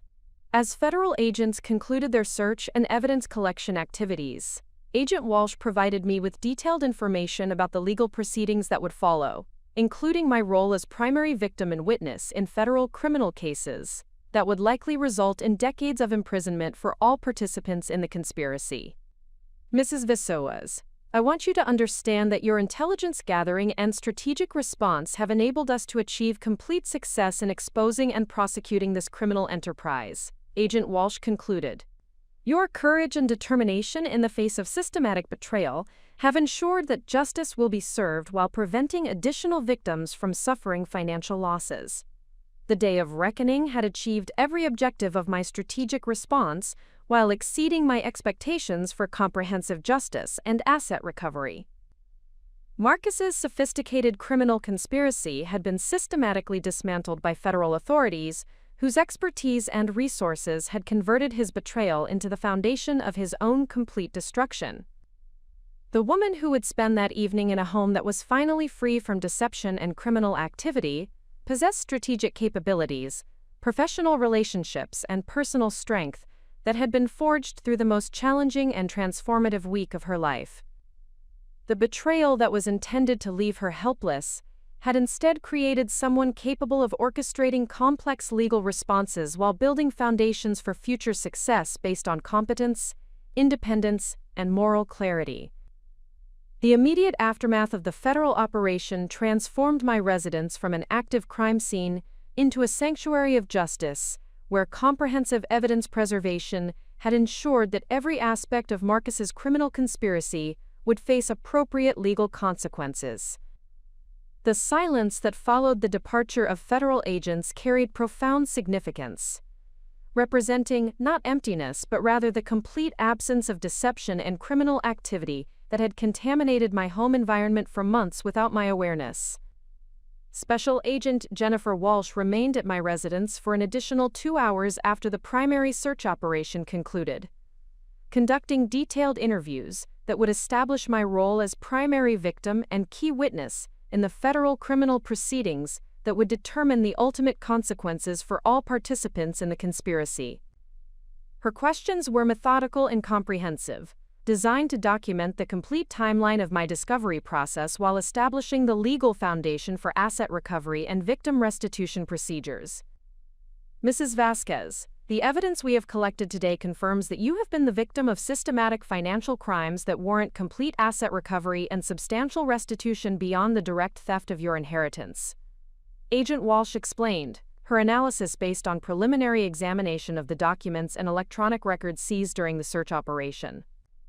The federal charges we will be pursuing carry mandatory restitution requirements that will ensure you recover not only your stolen assets but also compensation for the damages and losses you have suffered as a result of this criminal conspiracy. The scope of asset recovery exceeded my most optimistic expectations for financial restitution, encompassing not only the theft of my inheritance and joint assets but also compensation for professional losses, emotional damages, and punitive awards that would reflect the severity of the crimes committed against me. The federal investigation had revealed that Marcus's criminal activities had generated substantial proceeds that would be subject to forfeiture and distribution to victims according to established legal procedures. Agent Walsh provided detailed information about the federal asset forfeiture process, which would freeze all assets purchased with stolen funds, while legal proceedings determined appropriate distribution to victims and recovery of criminal proceeds. The luxury vehicles, real estate properties, investment accounts, and personal property that Marcus had acquired through his criminal activities would be systematically evaluated and distributed according to victim losses and legal restitution requirements. The federal investigation has identified assets with a total value exceeding $3 million that were acquired through criminal activities documented in this case. Agent Walsh continued, her analysis based on preliminary financial records examination. These assets will be subject to forfeiture proceedings that will ensure complete recovery of stolen funds while providing additional compensation for the damages you and other victims have suffered. The magnitude of asset recovery reflected the comprehensive scope of Marcus's criminal enterprise, which had extended far beyond my individual case to encompass systematic fraud affecting numerous victims over several years. The federal investigation had revealed that his law firm position had provided access to wealthy clients whose assets became targets for sophisticated theft schemes implemented through forged documents, unauthorized transactions, and identity manipulation similar to the methods used against me. The afternoon brought detailed coordination meetings with my legal team, where attorney Rachel Morrison, forensic accountant Patricia Williams, and private investigator Maria Santos analyzed the federal evidence and developed comprehensive strategies for civil asset recovery that would supplement the criminal restitution proceedings. The combination of federal criminal prosecution and civil litigation would ensure maximum financial recovery while establishing legal precedents that would protect future victims from similar criminal schemes. Elena, the federal evidence has exceeded our most comprehensive expectations for documenting the scope and systematic nature of the criminal conspiracy, Rachel Morrison explained during our strategy session. The discovery of multiple victims and institutional fraud has transformed this case from individual financial crime into federal racketeering prosecution that carries potential life imprisonment sentences for all primary participants. The legal analysis revealed that Marcus would face federal charges including conspiracy to commit racketeering, money laundering, identity theft, mail fraud, wire fraud, and organized criminal enterprise activity. The cumulative potential sentences for these charges exceeded 50 years in federal prison, with mandatory minimum terms that would ensure substantial incarceration regardless of plea negotiation or cooperation with federal prosecutors. Sarah Mitchell, Marcus's primary accomplice, faced similar federal charges along with additional counts related to professional misconduct and client fraud that would result in permanent disbarment and potential civil liability to the law firm and affected clients. Her participation in systematic client fraud had exposed the law firm to substantial institutional liability and regulatory sanctions that would likely result in dissolution of the practice and additional criminal investigations. Patricia Williams presented her forensic analysis of the complete financial records, which had revealed the sophisticated money laundering operation that Marcus had implemented to conceal stolen assets and create the appearance of legitimate business income. The analysis documented systematic use of shell companies, offshore accounts, and fraudulent investment vehicles that had enabled him to process stolen funds while avoiding detection by financial institutions and regulatory agencies. The money laundering operation demonstrates criminal sophistication that exceeds typical financial fraud and enters territory associated with organized crime enterprises, Patricia explained, her charts and documentation revealing the complex financial structures that had facilitated the criminal conspiracy. The federal investigation has identified connections to established criminal networks that provided professional services for asset concealment and identity creation. The discovery of connections to organized criminal networks had elevated the federal investigation to involve multiple law enforcement agencies with expertise in complex criminal enterprises. The FBI Financial Crimes Unit had been joined by Treasury Department investigators, Postal Inspection Service specialists, and federal prosecutors from the Organized Crime Division, who possessed resources and experience necessary for comprehensive prosecution of sophisticated criminal operations. Maria Santos provided intelligence analysis that had documented the complete network of criminal accomplices and professional services that had facilitated Marcus's conspiracy. Her investigation had identified 12 individuals who had provided knowing assistance to the criminal enterprise, including attorneys, accountants, real estate professionals, and financial advisors who would face federal charges related to their participation in money laundering and conspiracy activities. The intelligence operation you conducted provided crucial evidence that enabled federal investigators to identify and document the complete criminal network, Maria explained, her presentation highlighting the strategic value of my systematic evidence gathering. Your documentation of meetings, communications, and activities provided the foundation for surveillance operations that captured additional criminal activities and expanded the scope of federal prosecution.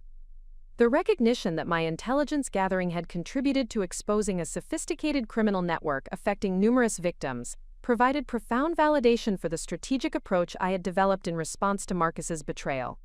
The systematic documentation and professional coordination that had initially been motivated by personal justice had evolved into comprehensive law enforcement operation that would protect future victims from similar criminal schemes.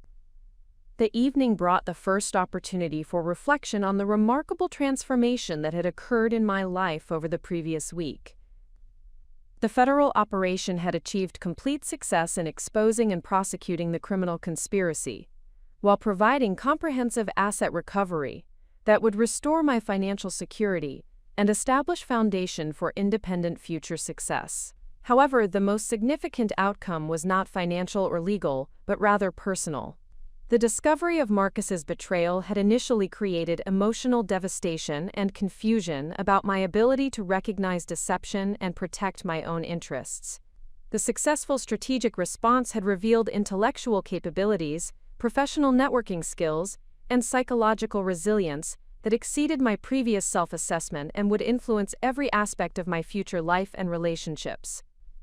The psychological journey from trusting victim to strategic prosecutor had required development of analytical thinking, investigative capabilities, and coordination skills that represented fundamental expansion of my professional and personal competencies. The woman who had discovered Marcus's initial document forgery 1 week earlier possessed different capabilities and self-understanding than the woman who had orchestrated comprehensive federal prosecution of sophisticated criminal enterprise. The transformation was not simply reactive response to external crisis but rather proactive development of strategic thinking and professional relationships that would provide permanent foundation for independence and success. The betrayal that was intended to destroy my financial security and emotional stability had instead catalyzed personal growth that would enable achievements and contributions that exceeded my previous aspirations and limitations.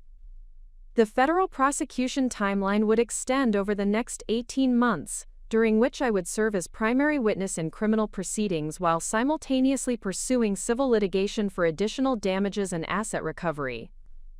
The legal proceedings would require sustained engagement with complex judicial processes, but my professional team had demonstrated expertise and dedication that would ensure optimal outcomes for all aspects of the case.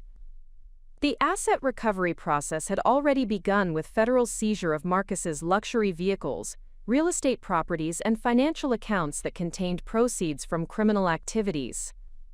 The preliminary valuation exceeded $2.5 million in assets that would be subject to forfeiture and victim restitution distribution, ensuring complete recovery of my stolen inheritance along with substantial additional compensation for damages and losses.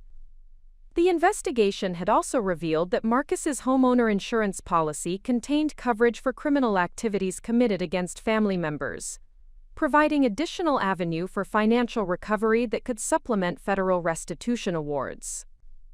The insurance claim would be processed independently of criminal proceedings, potentially providing immediate financial resources, while federal asset forfeiture procedures were completed. More significantly, the federal investigation had attracted attention from civil rights organizations and victim advocacy groups, who recognized the case as representing systematic exploitation of trust relationships for financial gain. Several organizations had offered support for legislative initiatives that would strengthen legal protections for inheritance fraud victims and enhance criminal penalties for professionals who abuse client relationships for personal enrichment. The opportunity to contribute to legal and social reforms that would protect future victims provided meaningful purpose that extended beyond personal justice and financial recovery.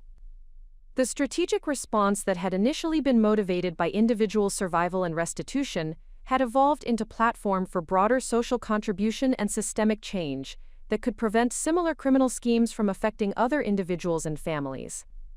As I concluded the first day following federal intervention, I recognized that the most profound transformation was internal rather than external.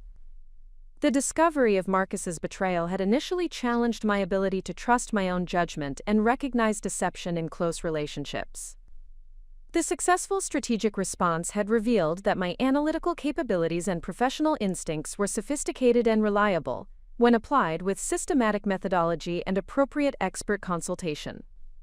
The psychological impact of achieving comprehensive justice through strategic planning and professional coordination had established confidence in my ability to navigate complex challenges, while building relationships based on competence and mutual respect, rather than dependency and emotional vulnerability. The experience had demonstrated that personal strength could be developed through crisis, and that betrayal could become the catalyst for discovering previously unknown capabilities and potential. The legal proceedings would continue for many months, but the strategic phase of my response was complete. Marcus's criminal conspiracy had been comprehensively exposed and would result in appropriate legal consequences, while asset recovery procedures would restore my financial security and provide foundation for independent future success. The transformation from victim to strategic prosecutor had been achieved through systematic effort and professional collaboration that demonstrated the power of responding to crisis with intelligence rather than emotion. The woman who would begin rebuilding her life tomorrow possessed strategic thinking capabilities, professional relationships, and personal strength that had been forged through the most challenging and transformative experience of her existence. The betrayal that was intended to leave her helpless and financially devastated had instead created someone capable of orchestrating complex legal responses, while contributing to social reforms that would protect others from similar exploitation and abuse. If you believe in the power of strategic thinking and the importance of transforming crisis into opportunity for growth and contribution, subscribe now to witness how comprehensive preparation and professional collaboration can achieve justice, while building foundations for future success that exceed previous limitations and expectations. The federal prosecution would ensure that Marcus's criminal conspiracy became the foundation of comprehensive justice, rather than the instrument of theft and abandonment he had intended. The transition from crisis management to strategic rebuilding required comprehensive evaluation of every aspect of my personal and professional life, ensuring that the foundation I constructed would reflect the capabilities and insights I had developed through the transformative experience of exposing Marcus's criminal conspiracy. The process demanded systematic analysis of financial resources, professional relationships, living arrangements, and long-term objectives that would establish sustainable independence while maximizing the opportunities created through my successful response to systematic betrayal. The first priority involved comprehensive financial planning that would utilize the asset recovery proceeds to establish diversified investment portfolios and business opportunities that would provide long-term security while supporting continued professional development. Patricia Williams, whose forensic accounting expertise had been instrumental in documenting Marcus's crimes, agreed to serve as my ongoing financial advisor, providing the specialized knowledge necessary to manage substantial assets while protecting against future fraud or exploitation. Elena, the asset recovery from the federal investigation will provide you with financial resources that exceed most individuals' lifetime earnings, Patricia explained during our comprehensive financial planning session. The key to long-term success involves strategic allocation of these resources across multiple investment categories, while establishing business foundations that will generate ongoing income independent of traditional employment relationships. The preliminary asset recovery analysis indicated that my total financial position would exceed $4 million once federal forfeiture proceedings were completed and civil litigation settlements were finalized. This substantial sum included not only recovery of my stolen inheritance and joint assets but also punitive damages, emotional distress compensation, and proceeds from Marcus's criminal enterprise that would be distributed to victims according to federal restitution guidelines. Patricia recommended establishing a diversified investment strategy that would include real estate holdings, equity portfolios, bond investments, and alternative assets that would provide stable returns while protecting against market volatility and inflation erosion.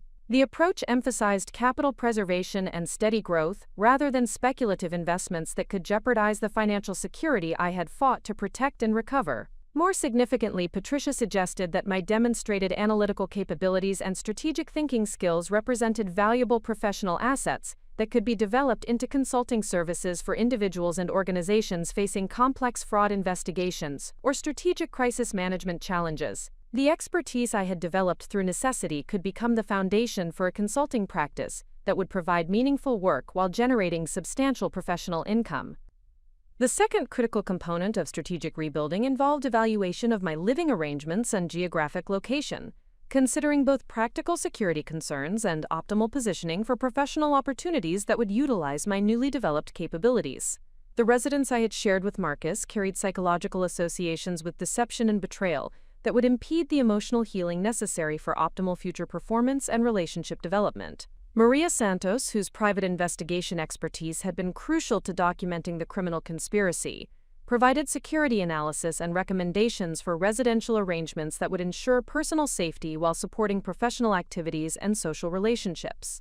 Her assessment indicated that relocation to a different geographic area would provide optimal conditions for establishing new professional identity, while maintaining appropriate distance from the legal proceedings and media attention associated with the federal prosecution.